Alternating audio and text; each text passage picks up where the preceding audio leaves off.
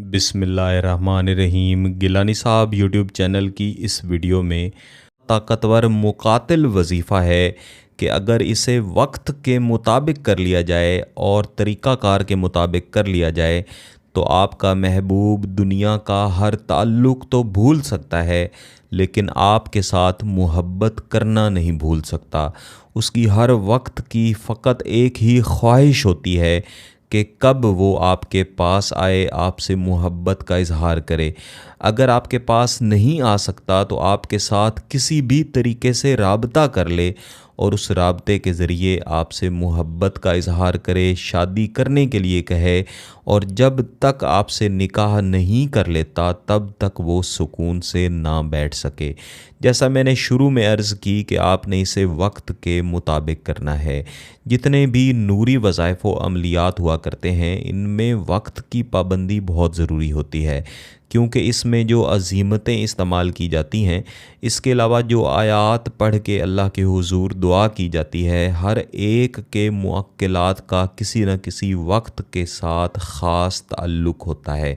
इसलिए जब हम वज़ाइफ़ व अमलियात को उस ख़ास वक्त में पढ़ते हैं जिस वक्त के साथ उसके मुअक्किलात का ताल्लुक़ होता है, तब हमें इसके असरात भी बहुत अच्छे मिलते हैं, ऐसे असरात मिलते हैं जैसे हम चाहते हैं।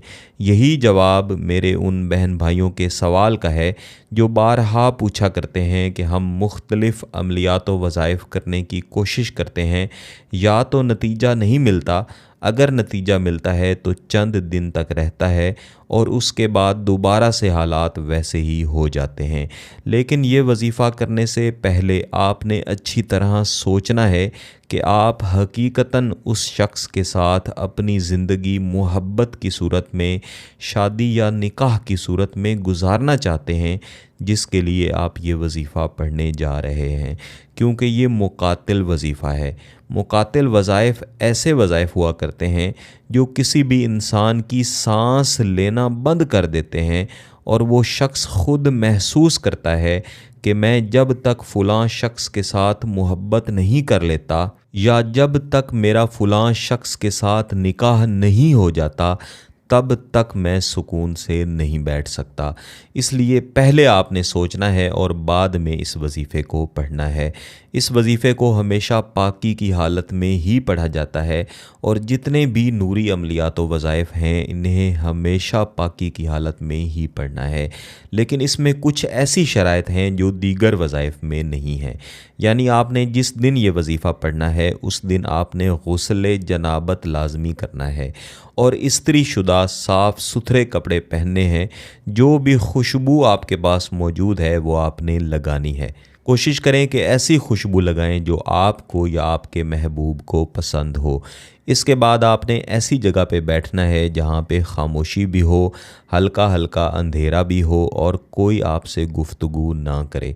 कोई भी वजीफ़ा करते हुए जब आपसे कोई गुफ्तगू कर लेता है तो उस वजीफ़े का तसलसल ख़राब हो जाता है और आपका ध्यान वजीफ़े से और महबूब के तसव्वुर से हट जाता है। यहाँ पर ये बात भी आपके साथ वाज़े करना बहुत ज़रूरी है कि कई बहन भाई जो वजीफ़ा कर लेने के बाद राब्ता करके बताते हैं कि महबूब ने राब्ता तो किया, लेकिन हमने उसके साथ बहुत बुरे सलूक से जवाब दिया, जिसकी वजह यह थी कि वो अब तक हमसे गुफ्तगू ना करता था और हमें ख़ुद से इग्नोर करता था और हमें अपनी तरफ अहमियत नहीं देता था, जिसकी वजह से हमारे दिल में गुस्सा भी था और हमें यही इत्मीनान रहा कि क्योंकि हमने वजीफ़ा कर रखा है, अगर अब हम महबूब के साथ गुस्से से भी गुफ्तगू करेंगे तो उसकी जुर्रत नहीं कि वो हमारे साथ नफ़रत करे या हमसे दूर हो।